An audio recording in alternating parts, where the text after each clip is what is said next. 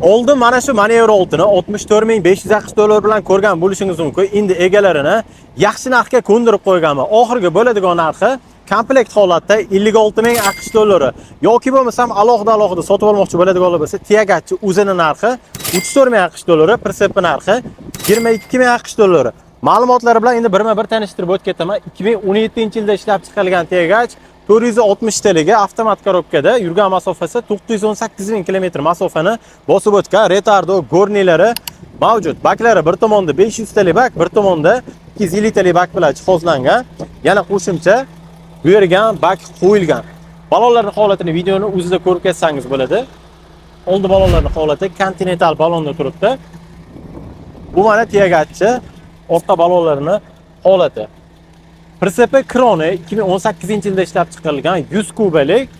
Moslari o'sha kroni mosti. Tentlarning holatini mana videoni o'zida ko'rib turibsiz. Hozir ichki holatini ham ko'rsataman.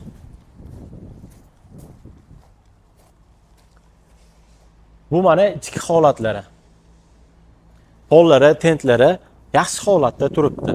Mashinada ham, Pritsepda ham hech qanday kamchilik yo'q. Xohlagan preverkangizga tayyor. Injektor qildirib qo'yilgan. Rasxodlarini hozir 29 ta, 30 ta rasxod qiladi deb egalari aytayaptilar. Qiziqqan bo'lsangiz telefon raqamlarini videoning pastki qismida yozib qoldiramiz. Telefon qilib aloqaga chiqishingiz mumkin. Manzil Namangan viloyati, Namangan shahri, Nurobod Fura petani ichida mashina turibdi. Kelib ko'rishingiz mumkin.